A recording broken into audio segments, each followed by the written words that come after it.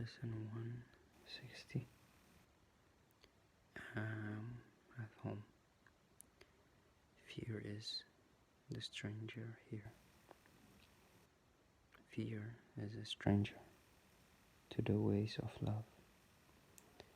Identify with fear and you will be a stranger to yourself. And thus you are unknown to you. What is yourself remains an alien to the part of you which thinks that it is real, but different from yourself. Who could be sane in such circumstance? Who but a madman could believe he is what he is not, and judge against himself?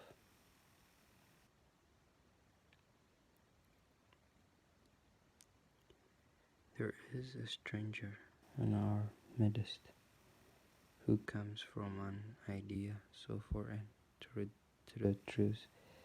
He speaks a different language, looks upon a world that truth does not know, and understands what truth regards as senseless. Stranger, yet he does not recognize to whom he comes, yet remains his own, yet maintains his home, belongs to him while he is alien now who is at home. And yet how easy it would be to say, this is my home, here I belong, and will not leave because a madman says I must. What reason is there for not saying this? What could the reason be except that you had asked this stranger and to take your place and let you be a stranger to yourself? No one would let himself be dispossessed so needlessly unless he thought there was another home more suited to his tastes. Who is the stranger? Is it fear or you that is unsuited to the home which God provided for his Son? Is fear his own, created in his likeness? Is it fear that love completes and completed by? There is no home can shelter love and fear.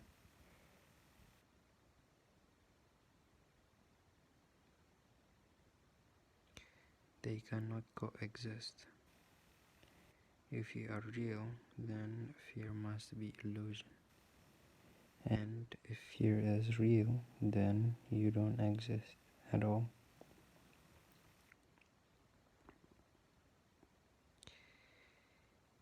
How simple then the question is resolved. Who fears has but denied himself and said, I am the stranger here, and so I leave my home to one more like me than myself, and give him all I thought belonged to me.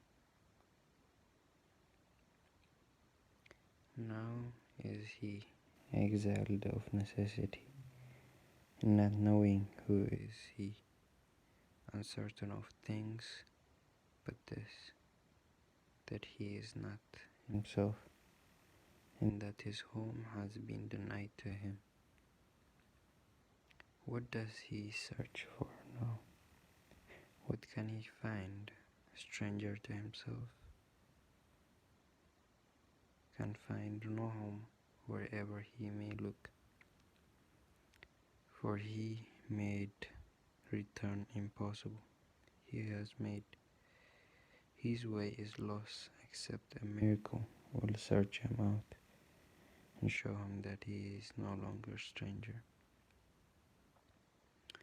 The miracle will come, for in his home his self remains.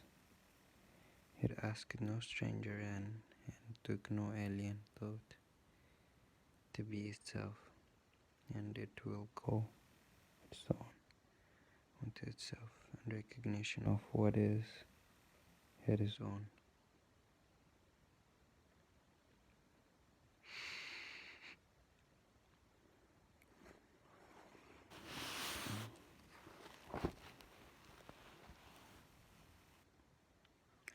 Who is the stranger?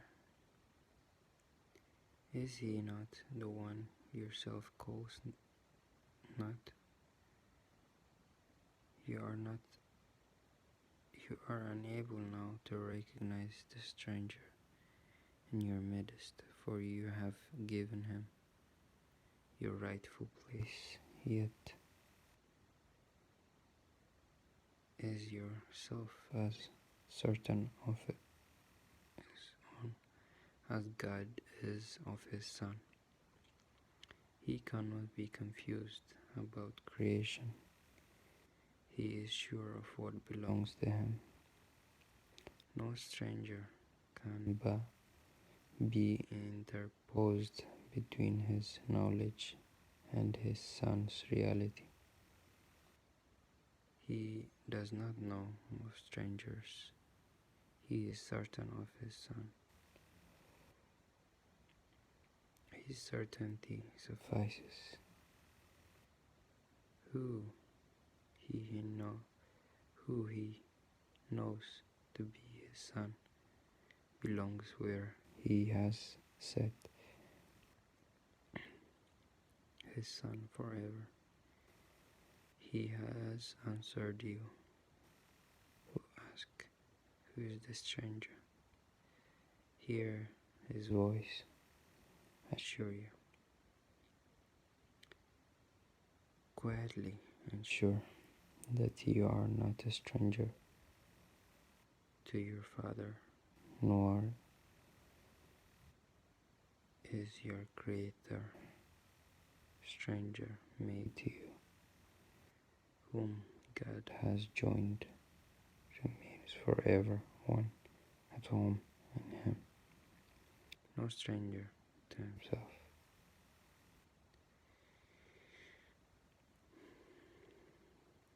Today we offer thanks that Christ has come to search the world for what belongs to him.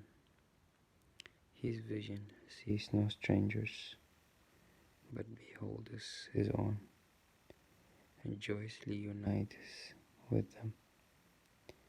They see him as a stranger, for they do not recognize themselves.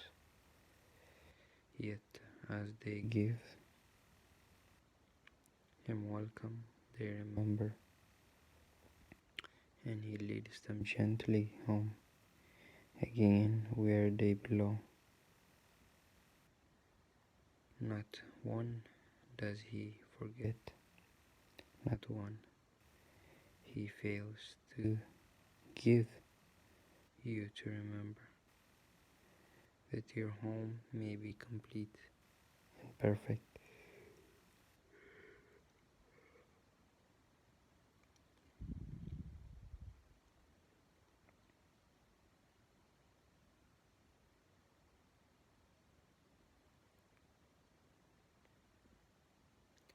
As it was established, he has not forgotten you, but he will not remember him until you look on all as he does. Who denies his brother is denying him, and thus refusing to accept the gift of sight by which his self is clearly recognized. his home remembered and salvation come.